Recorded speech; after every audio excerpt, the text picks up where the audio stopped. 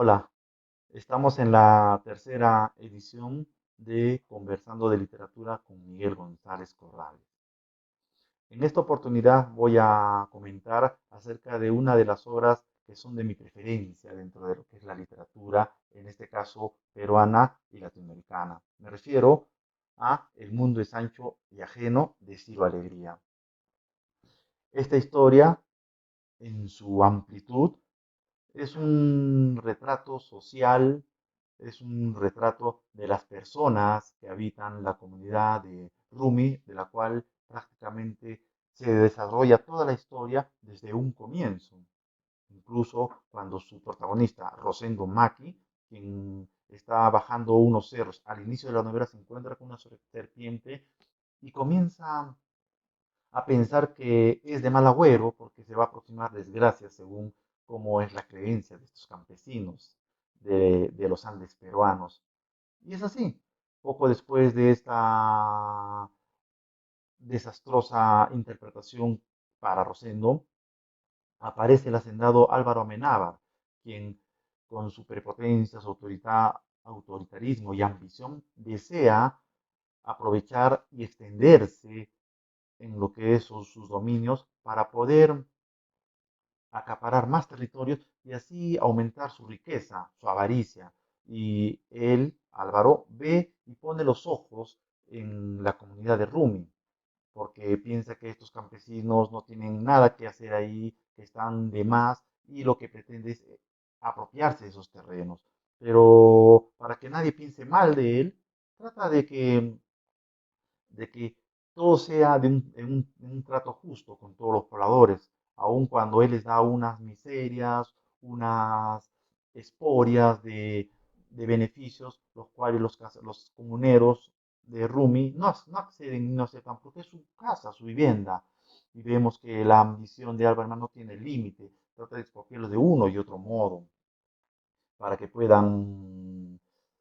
desalojar ese territorio y al final todo quede a manos de Álvaro Amenábar. Vemos que esta novela es un típico caso de compromiso social y alegría nos da a conocer en la obra a través de un lenguaje claro, sencillo, sin ningún tipo de artificio literario, cómo la historia se va desarrollando en su totalidad para abarcar muchas historias y muchas escenas entre las, las argucias que hace Álvaro Amenábar para apropiarse de Rumi y todos los pobladores en su pobreza tratar de poder salir adelante e impedir que Álvaro cometa lo que desea. Llegan a Rumi muchas personas, muchos personajes que entran y salen de la historia para de algún modo comprometerse con esas personas que en su sencillez y en su sinceridad quieren seguir viviendo. Sin embargo, la osadía, la pobreza, la altanería de Álvaro Amenábar, quien de alguna manera está representando el mal, la injusticia, el poder, el abuso y todas aquellas inquinas que repercuten en una persona de este tipo, tratan de imponer sus decisiones. Vemos aquí que esta novela típica de la corriente del mecanismo, ya que Alegría observa y mira desde un enfoque más que todo objetivo todas las escenas como si fuera un testigo ocular a través de su narrador omnisciente, todas aquellas escenas que les van pasando. Y vemos cómo retrata desde la codicia de Álvaro Naran y sus estrategias y trampas para Rumi y los personajes y las personas de alguna manera heroicas y legendarias que tiene esta comunidad y que envuelven la magia de esta comunidad de Rumi. Vemos la aparición de Fiero Vázquez, de Nito Castro, Demetrio Quispe y otras personas que de alguna manera van sobresaliendo en la historia. El mismo Rosendo Maki, quien aún con su avanzada edad trata de defender esta comunidad. Y muchas más personas que se comprometen a defenderla y a que nunca perezca. Sin embargo, el poderío, el dinero y todo lo que Amenábar posee hace que al final de la historia se dé una guerra campal prácticamente, porque vemos cómo los personajes de Rumi defienden con guerras, con escopetas, con cuchillos, se enfrentan a la gente que trae amenaza para el desalojo brutal que se da al final, ya que no logra Amenábar convencer a los comuneros de Rumi expropiarlos y darles las miserias que pretende. Y todos esos conflictos que se dan repercuten en una gran matanza en lo que es la comunidad de Rumi. Y a esto vamos que en medio de todas estas escenas hay pequeños detalles, por ejemplo, que Amenábar trata de involucrar a, Rosendo Mack en un robo, los llevan a la cárcel, ahí están el Fiero Vázquez, Benito Castro, quienes de alguna manera apoyan a Rosendo Mack incondicionalmente, sobre todo este personaje Fiero Vázquez que una mañana llega a Rumi, comienza a tener cariño con la gente que está alrededor, conoce el conflicto que tienen con Amenábar y trata de apoyarlos, se enamora de una mujer de Rumi, tiene su hijo posteriormente, y como todo bandolero,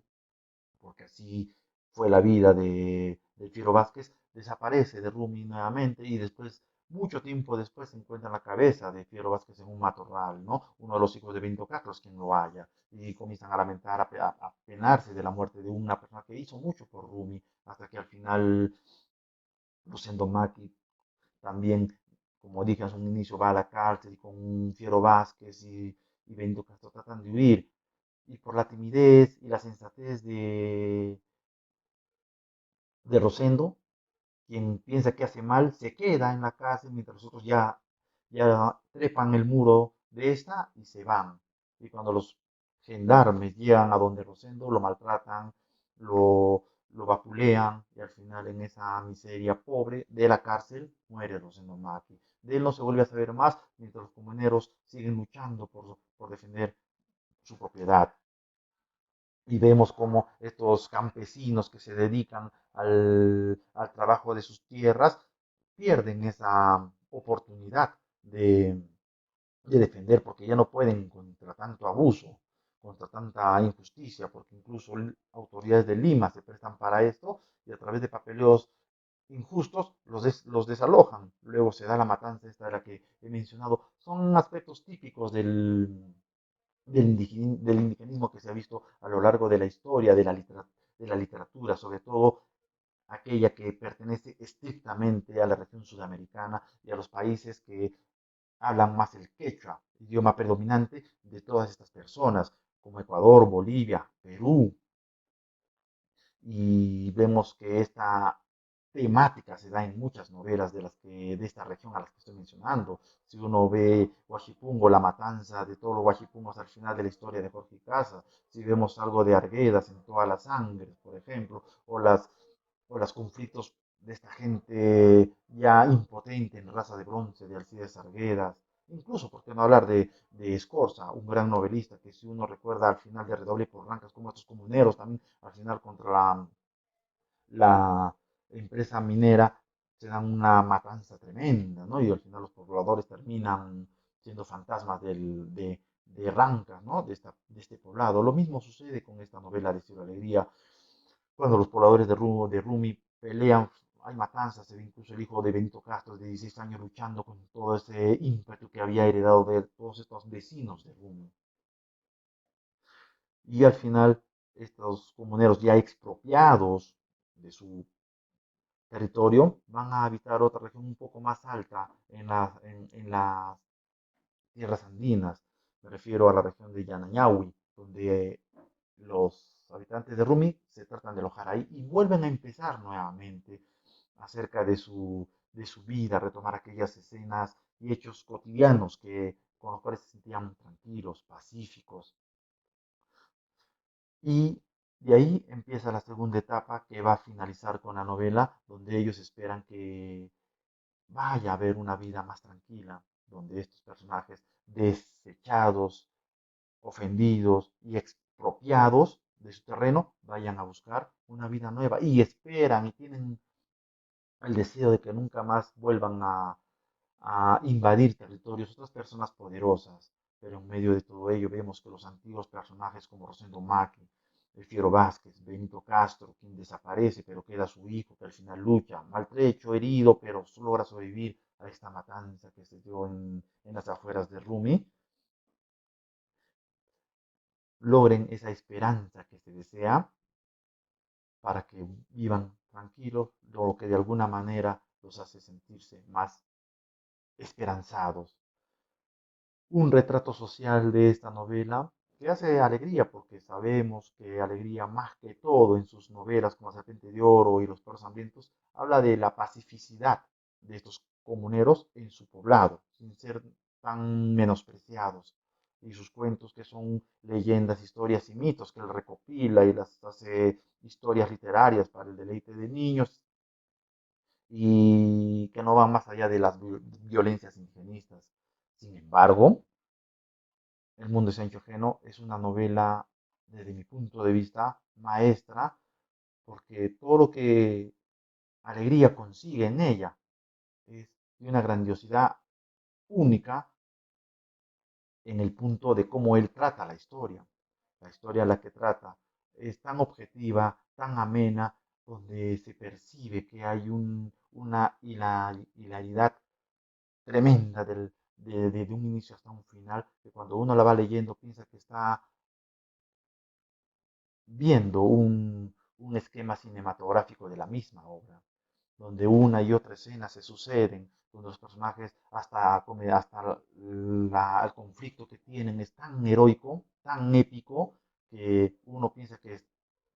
se asemeja a cualquier historia propia del cine. Eso es algo muy fundamental en la obra, que la hace amena y la hace más didáctica si uno la quiere ver desde esa óptica. Y todos estos hechos de idas y vueltas, de escenas que van, vienen, así que estos detalles que acabo de mencionar le valieron el premio de la editorial norteamericana en 1941 de la Farrar Lenin Hart, donde se le atribuyó que era una de las mejores novelas latinoamericanas escritas en lengua española de aquella época,